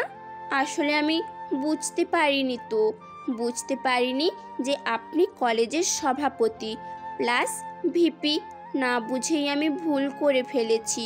আমাকে এবারের মতো মাফ করে দিন ভাইয়া, আর কখনো ভুল হবে না। আকাশ এবার আমতা আমতা করে বলে ওঠে, ইটস ওকে, ঠিক আছে, আমি কোনো কিছু মনে করিনি। আচ্ছা, তোমার নামটা যেন কি জানতে পারি? তুমি কোন ডিপার্টমেন্টে পড়ো? ভাইয়া আমার নাম হচ্ছে রানী, আমি অন্য ভার্সিটি থেকে ট্রান্সফার হয়ে এই ভার্সিটিতে এসেছি। এই ভার্সিটিতে অনার্স দ্বিতীয় বর্ষে আমি পড়ি। খুব সুন্দর, মন দিয়ে পড়ালেখা করো। আর হ্যাঁ, এই ভার্সিটিতে যদি কোনো সমস্যা হয়ে থাকে তাহলে আমার কাছে এসে সমস্যার কথা বলতে পারো, সমস্যা নেই। ঠিক আছে ভাইয়া, জানাবো। তাহলে ভাইয়া এখন আমি আসি। আপনি ভালো থাকবেন, আর থ্যাংক ইউ আমাকে ক্ষমা করে দেওয়ার জন্য। আমি এখন তাহলে আসি। এই সাদিয়া, চল। তারপর তারা সেখান থেকে চলে যায়। আকাশের এমন অবস্থা দেখে মানিক, মুক্তা, শুভ, রাজু, রাকিব এবং বাকি সব বন্ধুগুলো মিলে তাকে পছাতে থাকে, হাসি তামাশা করতে থাকে তাকে নিয়ে। অন্যদিকে রানী অবাক হয়ে যায় আকাশের এমন ভালো ব্যবহার দেখে। সে পছন্দ করতে শুরু করেছে আকাশকে। এভাবে দেখতে দেখতে দুদিন কেটে যায়। একদিন সন্ধ্যাবেলায় মার্কেট থেকে বাড়ি ফিরছিল রানী। এমন সময় তার সামনে কয়েকটা গুন্ডার ছেলে এসে দাঁড়ায় আর বলে ওঠে, কি হলো সোনামণি, কোথায় যাচ্ছ? আমরা ছেড়ে দিয়ে আসবো নাকি? আমরা কিন্তু রাজি আছি, তুমি চাইলে তোমাকে ছেড়ে দিয়ে আসতে। ধন্যবাদ ভাইয়া, লাগবে না। আমার সামনে গাড়ি রাখা আছে, আমি একাই যেতে পারবো। আরে সোনামণি, যাচ্ছ কোথায়? দাঁড়াও না, একটু কথা বলি। বলে যাও, এত তাড়া কিসের? দেখছো না আমরা কতজন মিলে তোমার সাথে কথা বলার জন্য আগ্রহ নিয়ে বসে আছি। আমার পথ ছাড়েন, আমার কোনো আগ্রহ নেই আপনাদের সাথে কথা বলার, তাই আমি চলে যাচ্ছি। আমার পথ ছাড়েন বলছি। সোনামণি, যদি তোমার পথে আমরা না ছাড়ি তাহলে তুমি কি করবে? তোরা জানিস আমি কে, আমি কার বউ, আমি কার ভালোবাসা, কার গার্লফ্রেন্ড। তোরা জানলে এখানে প্যান্টে না হিসু করে ফেলবি। আর তোরা আমার পদ আটকাচ্ছিস। তা সোনামণি, আমি জানতে চাই তোমার বর কে? তোমার ভালোবাসাকে যাক দেখা পেলে পাল্টা হিসু করে দেবে না তো শুনি। ওকে, ঠিক আছে। তোরা জানতে চাস তো যে আমার ভালোবাসার মানুষকে, আমার বরকে? তাহলে শোন, তোরা নিশ্চয়ই চিনিস cyber security only one captain Akash চৌধুরীকে। সে আমার ভালোবাসা, সে আমার স্বামী, আমি তার স্ত্রী, এবং সে আমাকে ভালোবাসে, আমিও তাকে ভালোবাসি। আরও যদি জানতে পারে যে তোরা আমার সাথে বেয়াদবি করেছিস, আকাশ তোদের কি করবে তোরা ভাবতে পারছিস তো? ছেলেগুলো রানীর মুখে ক্যাপ্টেন আকাশের নাম শুনে মাটিতে বসে পড়ে। রানী পা ধরে সবাই মাপ চাইতে থাকে। রানী পা দুটো জড়িয়ে ধরে হাওয়া করে কাঁদতে থাকে। ছেলেগুলো আর বলতে থাকে, আপনি আমার মা, আপনি আমার খালা, আপনি আমার ভাবি, আপনি আমার পিসি, দিদি, ঠাকুর, সবকিছু। তবু প্লিজ আকাশ ভাইরে কিছু বলবেন না। আকাশ ভাই জানলে আমারাই মেরে ফেলবে। আপনি আমাদের একবারের মতো মাফ করে দিন। আমরা আর কোনোদিনও কারোর সাথে বেয়াদবি করব না। রানী এই কথা শুনে তো বেশ খানিকটা অবাক হয়ে যায়। ছেলেগুলোর কর্মকাণ্ড দেখে সে হাসবে নাকি কাঁদবে বুঝতে পারে না, কেননা সে বুঝতে পারেনি যে আকাশের নাম বলাতে ছেলেগুলো এরকম রিয়াক্ট করবে, এরকম কানাকাটি শুরু করবে, তার পা ধরে মাপ চাইবে। রানী বলে ওঠে, দেখ, তোদেরকে একটা শর্তে মাপ করে দিতে পারি। তোরা আমার এই ব্যাগগুলো হাতে নে আর আমার গাড়ি পর্যন্ত পৌঁছে দিবি। আমি গাড়ি না যাওয়া পর্যন্ত তোরা আমাকে সিকিউরিটি দিয়ে আমার বাড়িতে পৌঁছে দিয়ে আসবি। আর রাস্তায় কোনোদিন কোনো মেয়ের সাথে অসভ্যতামি করবি না। যদি দেখি তোরা করেছিস, সেই দিন আকাশকে বলে দেব। দেন, আমরা রাজি আছি। আমরা কোনোদিনও কারোর সাথে বেয়াদবি করব না। আপনি যা বলবেন আমরা আপনার সব প্রত্যেকটা শর্তে রাজি। ওকে, ঠিক আছে, এই নাও ধরো। তারপর গুঁতো দিয়ে ভয়ে রানার কথা মতো প্রত্যেকটা কাজ করতে থাকে। রানী ভীষণ খুশি যে সে আকাশের নাম ফাটিয়ে নিজের পাওয়ার দেখাতে শুরু করেছে। এভাবে ভার্সিটির বাইরে, ভার্সিটির ভেতরে আকাশকে দেখলে সবাই দুলাভাই আর রানীকে দেখলে ভাবি বলে ডাকতে শুরু করে। আকাশ বুঝতে পারে না তাকে সবাই কেন দুলাভাই বলে। একদিন আকাশ পায়ে হেঁটে যাচ্ছিল, এমন সময় সেদিনে সেই গুন্ডাটা বলে ওঠে, আসসালামু আলাইকুম দুলা ভাই, ভালো আছেন? ভাবি ভালো আছে তো? আকাশ ছেলেটার মুখে এমন কথা শুনে থমকে দাঁড়ায়। ছেলেটাকে পেছন থেকে ডাক দিয়ে বলে ওঠে, ওই শোন, দাঁড়া, এদিকে আয়, আমার কাছে আয় তো। ছেলেটা ভয় পেয়ে যায়, ভয়ের সামনে যায় না, পিছিয়ে যেতে থাকে। আকাশ এটা দেখে আবার বলে ওঠে, আরে তেমন কোনো কিছুই করব না, তোকে দুইটা প্রশ্ন করব, এদিকে সামনে আয়, আমার কাছে আয়। তারপর ছেলেটা গুটি গুটি পেয়ে সামনে এগিয়ে আসে আকাশের কাছে। আকাশ বলে ওঠে, তুই আমাকে রাস্তায় দুলাভাই কেন বলিস? এছাড়া ভার্সিটির ভেতরে, ভার্সিটির বাইরে যেখানেই যাই না কেন মানুষজন আমাকে দুলাভাই বলে, এর কারণটা কি বল? গুন্ডা ছেলেটা এবার আমতা আমতা করে কি বলবে বুঝতে পারে না, অবশ্যই ভয়ে ভয়ে বলে ওঠে, ভাইয়া আসলে ভাবি আমাদের আপনাকে দুলাভাই বলতে বলেছে এবং আমরা যেন তাকে ভাবি বলি সেটাই বলেছে, তাই সবাইকে উনি ভাবি আর আপনাকে দুলাভাই বলে ডাকবে। আকাশ তো এই কথা শুনে অবাক, ছেলেটাকে ছেড়ে দেয়। ছেলেটা সেখান থেকে দৌড়ে পালিয়ে যায়। আকাশ বুঝতে পারে না রানী এমন কেন করতে বলল। আকাশ ভাবতে ভাবতে ভার্সিটিতে প্রবেশ করে। আকাশকে এভাবে ভাবতে দেখে শুভ বলে ওঠে, কিরে বন্ধু, এত কি বিষয় নিয়ে ভাবছিস তুই? আরে বেটা চুপ, আমি আছি আমার টেনশনে আর তুই শুধু পেঁচাল পারিস। আমাকে সবাই দুলাভাই বলে ডাকে কেন? কারণ রানী তোকে ভালোবাসে, আর রানী সবাইকে বলেছে যাতে তোকে দুলাভাই বলে ডাকি। কি বলিস? ওই মেয়ের এত বড় সাহস, সে আমাকে সবাইকে বলে দিয়েছে আমি তাকে ভালোবাসি, যেন সবাই আমাকে দুলাভাই বলে ডাকে। আরে হ্যাঁ রে বেটা, তুই যেভাবে রিয়েক্ট করছিস তুই মনে হয় রানীকে ভালোবাসিস না। শোন, আর রানী তো ওকে বিয়ে করতে রাজি আছে, ওর বাবা মার সাথে কথা বলেছে। তুই শুধু আজকে ওকে প্রপোজ করে দে আর বিয়েটা করে নে কাজে অফিসে গিয়ে। সত্যি সে আমাকে ভালোবাসে, আমাকে বিয়ে করতে রাজি আছে? সত্যি, তুই আজকে প্রপোজ কর, দেখবি সত্যি ও তোকে বলে দিয়েছে ওর ভালোবাসার কথা। ওকে ঠিক আছে, আমি আজকেই তাকে আমার ভালোবাসার, আমার মনে লুকিয়ে থাকা তার প্রতি ভালোবাসার কথা বলে দেব। এই বলে তারা অপেক্ষা করতে থাকে রানীর। অন্যদিকে রানী গুটি গুটি পায়ে সাদিয়া সহ কলেজের মাঠে প্রবেশ করেছে। এমন সময় আকাশ তাকে ডাক দেয়।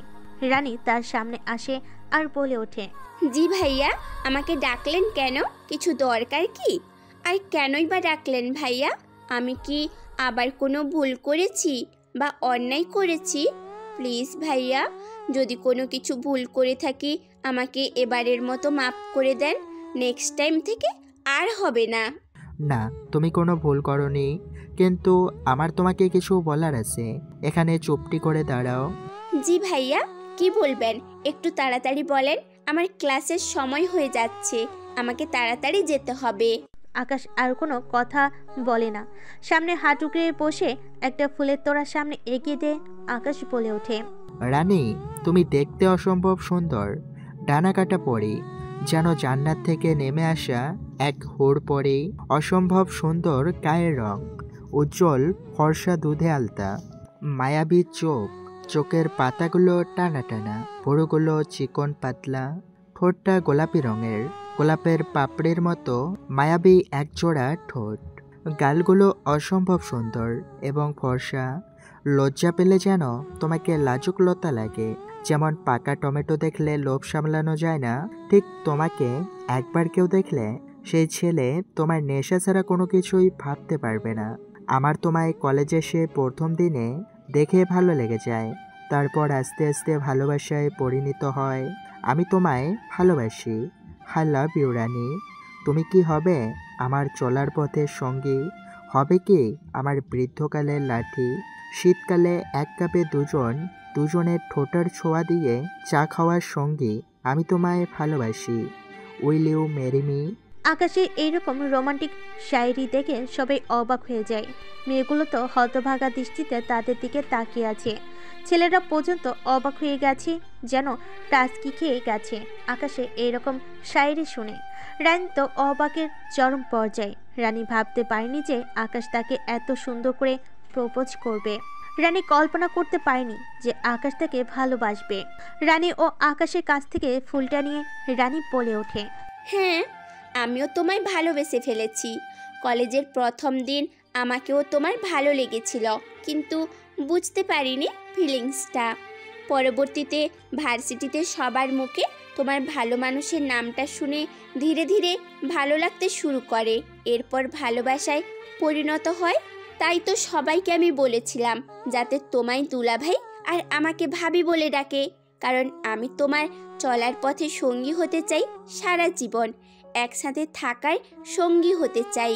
যেমন তুমি শীতকালে এক কাপে দুই ঠোঁটের ছোঁয়া দিয়ে চা খেতে চাও, ঠিক তেমনই শীতের দিনে কোলবালিশ ছেড়ে তোমাকে আঁকড়ে ধরে ঘুমাতে আমিও চাই এক খাটে। আমিও তোমাকে ভালোবাসি আকাশ, তোমার ভালোবাসায় তোমার পথ চলার সঙ্গী হতে চাই। বানাবে কি আমাকে তোমার পথ চলার সঙ্গী? আমিও তোমায় ভালোবাসি। Love you two Akash Chowdhury. দুজন দুজনকে জড়িয়ে ধরে, ভালোবেসে আগলে নেয় দুজন দুজনকে। ওদের ভালোবাসা দেখে শিক্ষক শিক্ষিকা, ছাত্র ছাত্রী, ক্যাম্পাসের সবাই উপস্থিত থাকা জোরে হাততালি দেয়। তাদের ভালোবাসা আজকের সফলতা পেয়েছে। সবাই তাদের জন্য হাততালি দেয়, শুভ কামনা জানায়। আকাশের মা বাবা কেউ নেই। আকাশ অনাথ, তার বাবা মা ছোটবেলায় মারা যায়। পারিবারিকভাবে তাদের বিয়ের ব্যবস্থা করা হয় ধুমধাম করে। বিয়ের আয়োজন করা হয়েছে। বিয়ে বাড়িতে বিয়ের পর্ব শেষ করে বাসর ঘরে নিয়ে আসা হয় রানীকে। বাসর ঘরে বসে আছে রানী। এমন সময় ভেতরে প্রবেশ করে আকাশ। রানী বলে ওঠে, তুমি তো আমাকে তোমার চলার পথে সঙ্গী বানালে, এখন আমার যে লাগবে একটা খেলার টিম, দিতে পারবে কি? হুম, আমাকে একটা সুন্দর খেলার টিম উপহার আজকে রাতে। সুযোগ দিলে চেষ্টা করে দেখতে পারি, দিতে পারি কিনা। সেটা যখন মাঠে খেলতে দেবে তখন তো বুঝতেই পারবে, তাই না? আমি তো কাউকে মানা করিনি আমার মাঠে খেলতে। আমার মাঠটা আজকে আকাশ চৌধুরীর জন্য উন্মুক্ত করে দেওয়া আছে, চাইলেই সে খেলতে পারে। আগেই বলে রাখি, এই আকাশ চৌধুরী কিন্তু কাঁচা খেলোয়াড় না, পাকা খেলা। আকাশ চৌধুরী কোনো দিন 6 ছাড়া 4 মারে না। আজকেও বাপের ছেলে আকাশ দেখিয়ে 4-এর বদলে 6 পেটা কাকে বলে। এই বলে আকাশ ঝাঁপিয়ে পড়ে রানীর উপরে। ধীরে ধীরে শরীর থেকে সমস্ত কিছু খুলে ফেলতে শুরু করে। তারপর ধীরে ধীরে সারা শরীরে চুমু খেতে থাকে, স্লাইড করতে থাকে। রানী কি আর কম, রানীও আকাশের শরীরে চুমু খেতে থাকে, স্লাইড করতে থাকে। নিচ থেকে উপর পর্যন্ত ভালো করে দুজন দুজনকে আগলে নেয়। ধীরে ধীরে তারা ভালোবাসার গহীন সমুদ্রে ডুব দিতে থাকে। ধীরে ধীরে ভালোবাসার অতল সাগরে যেতে শুরু করে, যেখানে রানীর স্বপ্ন দেখেছিল সে একটি টিম বানাবে আর আকাশ তাকে সেই টিমটা উপহার দেবে। তাই টিম বানানোর মিশন করতে শুরু করেছে তারা। মিশন শেষ করতে অনেক সময় লাগবে। চলুন তাহলে। পরের দিন সকালে ভার্সিটিতে তারা যায়। এভাবে দেখতে দেখতে ভার্সিটির সবাই তাকে সম্মান করে, ভালোবাসে। এভাবে দেখতে দেখতে কয়েকটা মাস কেটে যায়। আকাশ বসে আছে ভার্সিটির মাঠে, রানীও বসে আছে। আশেপাশে সবাই বসে আছে। ভার্সিটিতে আজকে তেমন ক্লাস হবে না, তাই সবাই ক্যাম্পাসে আড্ডা দিচ্ছে। এমন সময় আকাশের পকেটে থাকা ফোনটা বেজে ওঠে। ফোনটা রিসিভ করতেই অপর পাশ থেকে মন্ত্রী সুমন বলে ওঠে, হ্যালো আকাশ, তুমি কোথায় আছো? দ্রুত আমার অফিসে চলে আসো, তোমার খুব প্রয়োজন আমাকে। তোমাকে কিছু বলতে হবে, যেটা তোমাকে না বললেই চলবে না। ঠিক আছে স্যার, আমি চলে আসব কিছুক্ষণের মধ্যে। এই বলে ফোনটা কেটে দেয়। তারপর তাদেরকে সেখান থেকে বলে আকাশ বেরিয়ে পড়ে মন্ত্রী সুমন চৌধুরীর অফিসে। সেখানে গিয়ে আকাশ ভেতরে প্রবেশ করে। মন্ত্রী বলে ওঠে, আরে আকাশ, তুমি দাঁড়িয়ে আছো কেন? বসো, তোমার জন্য তো আমার এই পুরো অফিসটা উন্মুক্ত, যখন চাইবে তখন আসতে পারো। তাহলে দাঁড়িয়ে আছো কেন? বসো, তোমার সাথে আমার কিছু জরুরি কথা আছে। জি স্যার, কি জরুরি কথা? একটু তাড়াতাড়ি বলবেন, ভার্সিটিতে আমার কিছু জরুরি কাজ আছে। শোনো, শহরে আমি নতুন একটা গ্যাং তৈরি করতে চলেছি। যেহেতু শহরে আমার থেকেও তোমার পাওয়ার বেশি, সেই ক্ষেত্রে এই গ্যাংটা আমি চাই তুমি পরিচালনা করো, কারণ তোমাকে সবাই ভয় পায়। তোমার উপরে কেউ কথা বলতে পারে না। কোন গ্যাংয়ের কথা বলতেছেন আপনি? স্যার, আমি তো বুঝতে পারলাম না। দেখো আকাশ, রাজনীতিতে টুকটাক এই বিষয়গুলো হতেই থাকবে। আমি বাইরে একটা দলের সাথে হাত মিলিয়েছি। তারা আমাদের দেশে বিভিন্ন ড্রাগস স্মাগলিং এগুলো পাচার করবে, আর সেগুলো তুমি সারা শহরে ছড়িয়ে ছিটিয়ে দেবে। রাতারাতি আমরা কোটিপতি হয়ে যাব। তোমার যত কোটি টাকা লাগে তুমি নিতে পারো, কিন্তু আমার সঙ্গে তোমাকে হাত মেলাতে হবে।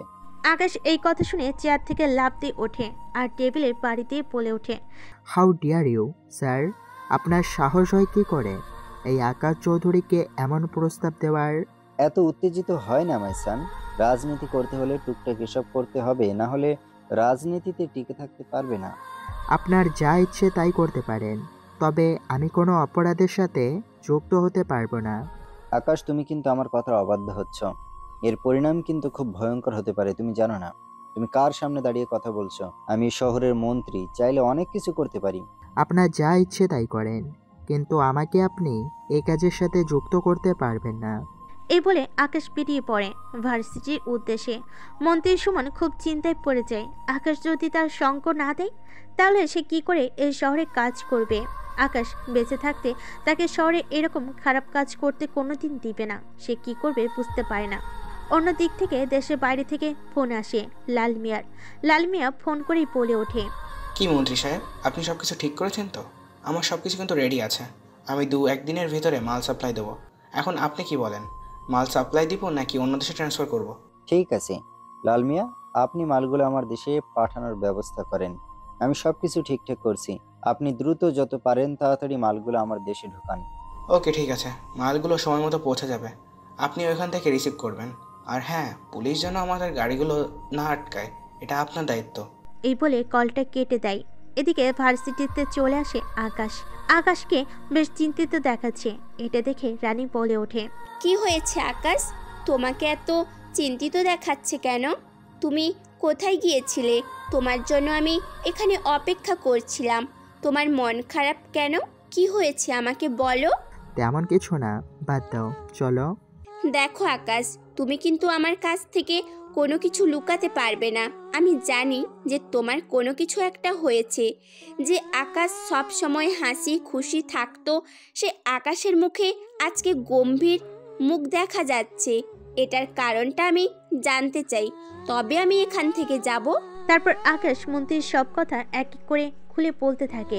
সবটা শুনে রানী বলে ওঠে, চলো আমরা এখান থেকে চলে যাই। মন্ত্রী ভালো লোক না, মন্ত্রী খারাপ। সে দেশের ক্ষতি চায়, নিজের স্বার্থের জন্য হয়তো তোমাকে মেরে ফেলতে পারে।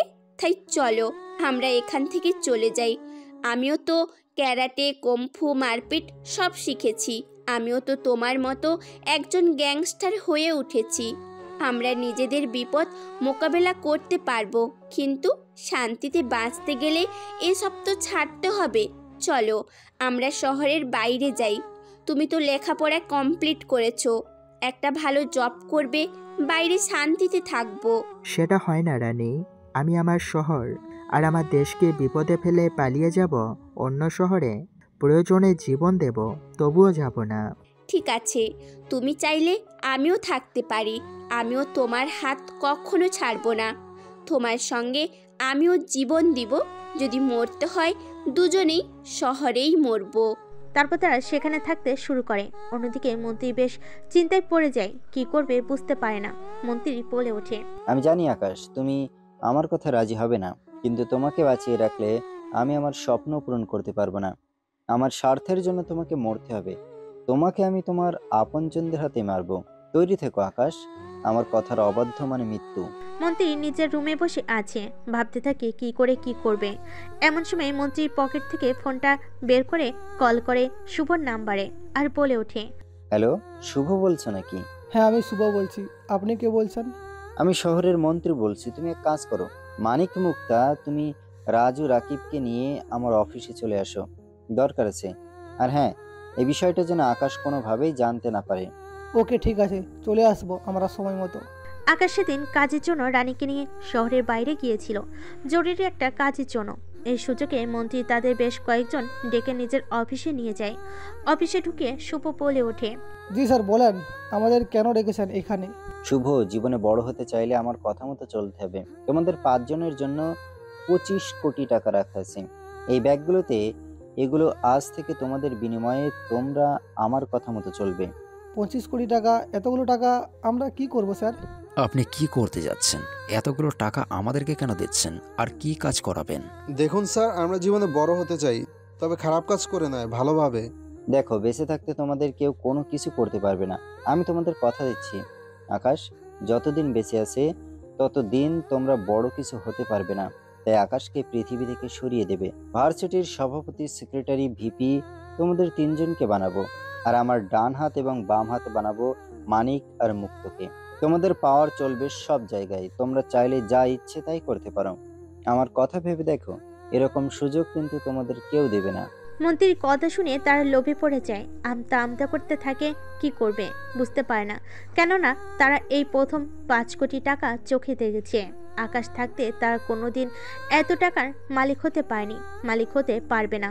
এমন সময় শুভ বলে ওঠে, আমি রাজি আছি স্যার। আপনার সাথে সঙ্গ দিতে কি করতে হবে বলেন? শুভ যেহেতু আপনার সাথে সঙ্গ দিচ্ছে, তাহলে আমিও আপনার সাথে সঙ্গ দিচ্ছি। ওরা দুজন যেহেতু আপনার সাথে সঙ্গ দিচ্ছে, তাহলে আমিও আপনার সাথে সঙ্গ দেব। ঠিক আছে, তাহলে আমার কথা শোনো। শুভ, তুমি ভার্সিটির সভাপতি। রাজু, তুমি ভার্সিটির ভিপি, আর রাকিব তুমি ভার্সিটির সেক্রেটারি। মানিক আর মুক্তা আমার ডান হাত এবং বাম হাত। সকল রকম অপরাধ তারা করবে, সকল রকম টাকা তারা হ্যান্ডেল করবে। বিনিময়ে এখন শুধু আকাশকে দুনিয়া থেকে সরিয়ে দিতে হবে। তারপর তারা প্ল্যান করতে থাকে আকাশকে কিভাবে সরিয়ে দেবে, কিন্তু তারা কোনোভাবেই সুযোগ পাচ্ছে না। একদিন তারা প্রোগ্রাম করে আকাশকে শহরের বাইরে পাঠিয়ে দেয়। শহরের ভেতরে একাই থাকে রানী। এমন সময় মানিক এসে বলে ওঠে, ভাবি দ্রুত চলো, কেউ বা কারা আকাশ ভাইকে মেরে জঙ্গলে ফেলে রেখেছে। তুমি দেখলে দ্রুত চলো, লাশ প্রায় পচতে শুরু করেছে। না, এটা হতে পারে না। এটা কোনো দিন সম্ভব নয়। আমার আকাশ মরতে পারে না। তুমি মিথ্যে বলছো, মিথ্যে। তারপর তারা আর কোনো কথা বলে না, বেরিয়ে পড়ে সেই জঙ্গলের উদ্দেশ্যে। সেখানে আগে থেকে উপস্থিত ছিল তারা সবে। রানী সেখানে গিয়ে দেখতে পায় আকাশ নেই, পুরো মাঠ ফাঁকা। রানীকে চারিদিক দিয়ে ঘিরে ধরে। তারা সবাই রানী বলে ওঠে, এ কি, তোমরা আমাকে চারদিক দিয়ে ঘিরে রেখেছো কেন? আকাশ কোথায়? তোমরা আকাশকে কোথায় রেখেছো? কি হলো বলো বলো। আকাশ আমার কথার অবাধ্য হয়েছিল, বুঝলি রানী? এখন তোকে মারবো, তারপর তোর আকাশকে মারবো, তারপরে বাংলাদেশের রাজত্ব করবো আমি। তোমরা এটা আমাদের সাথে করতে পারো না। আকাশ তোমাদের কাউকে ছাড়বে না, কাউকে না। এরপর রানীকে তারা খুব নৃশংসভাবে হত্যা করে, মারার চেষ্টা করে, অনেক আঘাত করে। শরীরে ক্ষত বিক্ষত শরীর আঘাত করে ফেলে চলে যায়। জঙ্গলে আকাশ রানীকে খুঁজে পায় না। সারা শহর তোলপাড় লাগিয়ে দিয়েছে।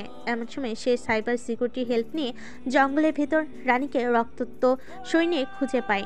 আকাশ চালাকি করে কাউকে কোনো কিছু না জানিয়ে একটা হসপিটালের ভেতরে রাখে। তারপর আকাশ চলে যায় মন্ত্রীর অফিসে। সেখানে গিয়ে বলে ওঠে, স্যার, আমার ভালোবাসার মানুষ রানীকে কেউ বা কারা যেন হত্যা করেছে, এর বিচার আমি চাই। হ্যাঁ, অবশ্যই বিচার পাবে, তবে এখন না, তুমি মরার পরে। মানে?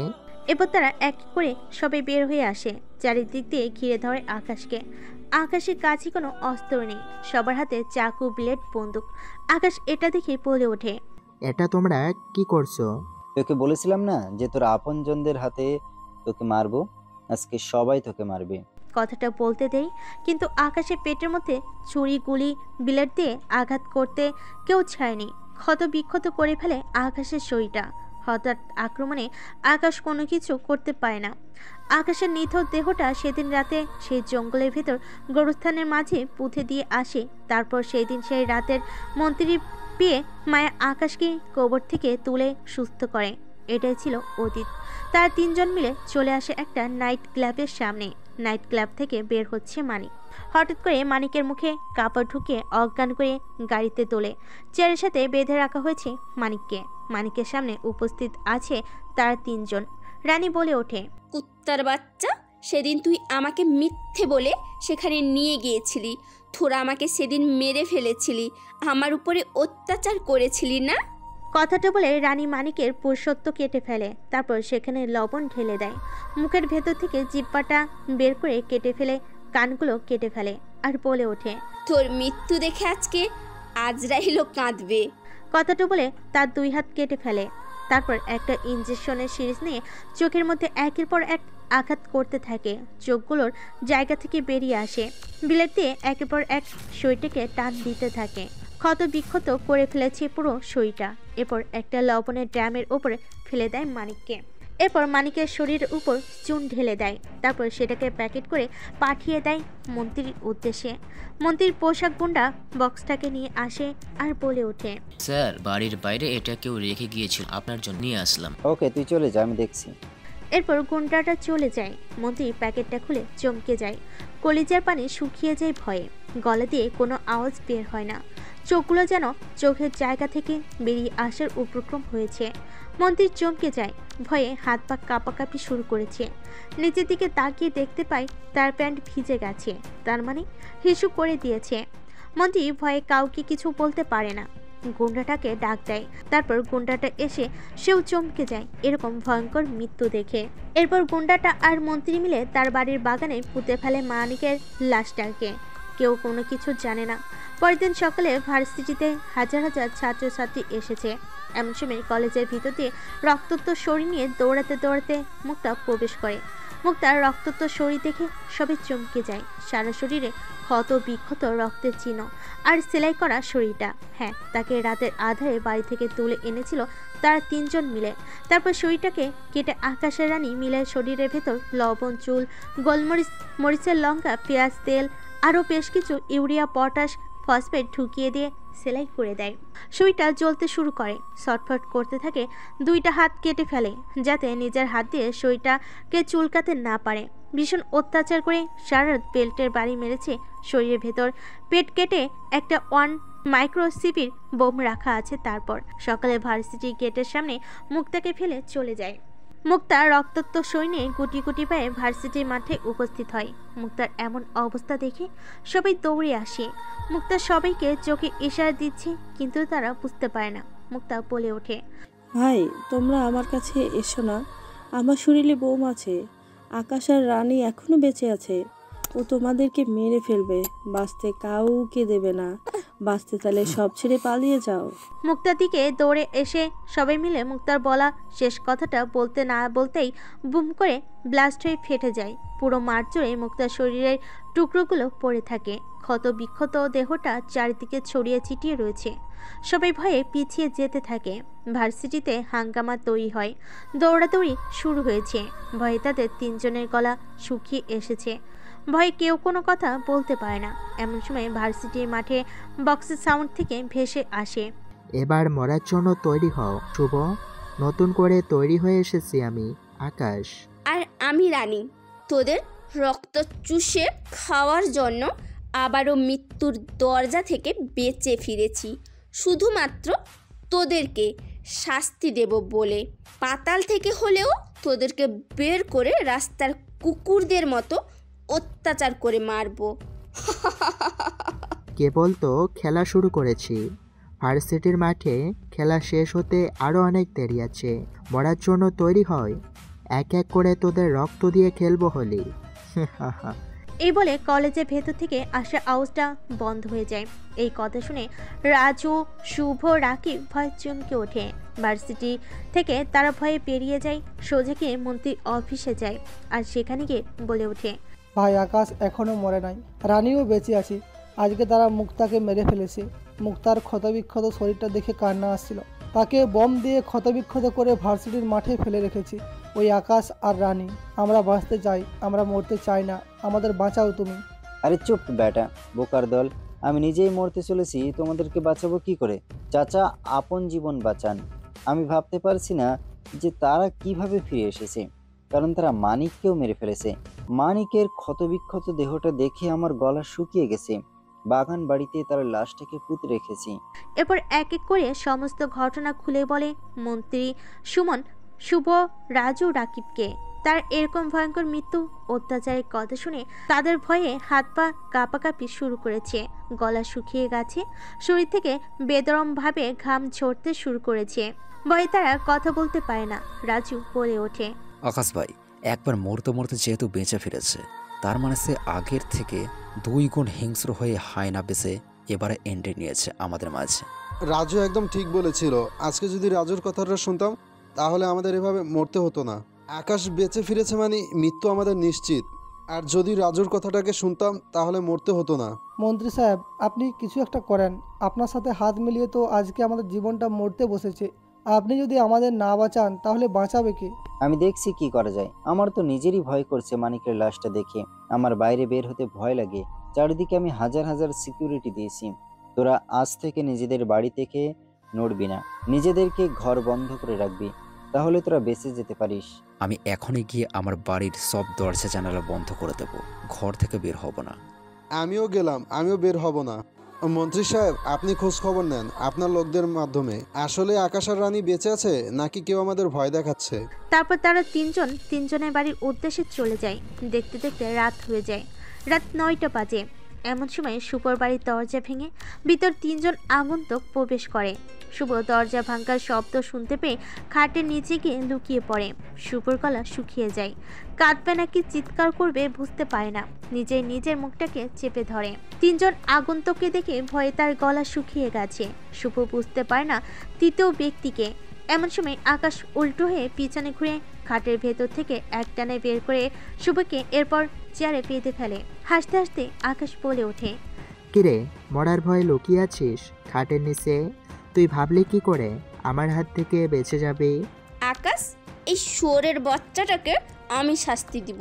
এই কুত্তার বাচ্চাটার জন্য আমাদের এতগুলো দিন, এতগুলো স্বপ্ন, এতগুলো ভালোবাসা বেঁচে থাকা সত্ত্বেও এতগুলো দিন কষ্ট পেতে হয়েছে। আজকে একে এতটাই মৃত্যু দেব যে এর মৃত্যু দেখে পশু পাখিগুলোও কান্না করবে। কথাটা বলে একটা ড্রিল মেশিন দিয়ে তার হাঁটুর মধ্যে ফুটো তৈরি করে তারপর সেখানে একটা গরম রড ঢুকিয়ে দেয়, তারপর তা পেঁচিয়ে দেয়। এরপর পায়ের মধ্যে ফুটো করে তারপর ফ্লোরটা কানা করে তারপর সেখানে পায়ের নিচ দিয়ে ফ্লোরে একটা রড গেঁথে দেয়। এভাবে 2 পা রড দিয়ে গেঁথে দেয়। অন্যদিকে মায়া এটা ভিডিও করতে থাকে। শুভ চিৎকার করছে, কিন্তু তার চিৎকার যেন তার ভেতরে যায় না। শুভ এরকম অত্যাচার আর সহ্য করতে পারে না। এরপর একটা গাছ কাটার করাত বের করে তার পেটের মাঝ বরাবর রাখে। এরপর গাছ যেভাবে কাটা হয় ঠিক সেভাবে শরীরটাকে কেটে 2 খণ্ড করে ফেলে। আকাশের রানী শরীরটাকে কয়েক টুকরো করে প্যাকেট করে পাঠিয়ে দেয় মন্ত্রী রাজু রাকিবের বাড়িতে, সাথে সেই 3টা ভিডিও। তার 3 জনের এই দৃশ্য দেখে 3 জনের প্যান্ট নষ্ট করে ফেলে। পরের দিন সকালে পরপর বেশ কয়েকটা গাড়ি প্রবেশ করে রাজুর বাড়িতে।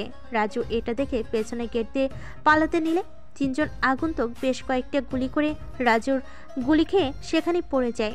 তারপর তাকে একটা গাছের সাথে বেঁধে রাখে। রাজু এটা দেখে বলে ওঠে, আকাশ ভাই, আমাদের মেরো না, আমার কোনো দোষ নেই। আমি তোমার সাথে এটা করতে চাইনি, ওরা আমাকে বাধ্য করেছিল, আমি লোভে পড়ে এমন করেছি। রাজুর মুখে একটা কাপড় ঢুকিয়ে দেয় আকাশ, বলে ওঠে, তোরা চাইলে তোদেরকে আমি আমার কলেজাটা বের করে দিতে পারতাম। তোরা বেইমানি করলে আমি সব সহ্য করতে পারি, কিন্তু বেইমানি না। কথাটা বলে তার পেটের ভেতর ছুরিটা ঢুকিয়ে দেয়। পেট কেটে গড় করে রক্ত বের হতে থাকে। এরপর হাত দিয়ে তার চোখ দুটো উপড়ে ফেলে আর কান 2 ঠোঁট কেটে ফেলে। তারপর তার মুখের ভেতর একটা লোহার চিরুনি ঢুকিয়ে জিহ্বাটাকে বের করে এনে চিরে ফেলে মৃত্যুর দুয়ারে ঢলে পড়ে রাজু। এরপর রাজুর বিভিন্ন স্তন কেটে ফেলে, টুকরো টুকরো করে ফেলে গাছ কাটা মেশিন দিয়ে তার শরীরটাকে। তারপর প্যাকেট করে পাঠিয়ে দেয় ভিডিও সহ মন্ত্রী আর রাকিবের বাড়িতে। রাকিব আর মন্ত্রী এটা দেখে তাদের কলিজা শুকিয়ে গেছে। মন্ত্রী ভেবে নিয়েছে আজ রাতে সে দেশ ছেড়ে পালাবে। অন্যদিকে রাকিব ভেবেছে শহর থেকে আজকে সে পালিয়ে যাবে। দেখতে দেখতে বিকেল হয়ে যায়। বিকেল 5টায় ড্রয়িং রুমে বসে টিভি দেখছে রাকিব। এমন সময় রাকিবের ঘরের দরজা ভেঙে কেউ একজন ভেতরে প্রবেশ করে। এটা দেখে রাকিব সোফার পেছনে গিয়ে লুকিয়ে পড়ে। আকাশ এটা দেখে মুচকি হেসে বলে ওঠে, সোফার পেছন থেকে বের হয়ে আসবি নাকি আমি নিজে থেকে যাব? ভাই আমাকে মেরো না, আমাকে আরেকটা সুযোগ দাও, আমি ভালো হয়ে যাব।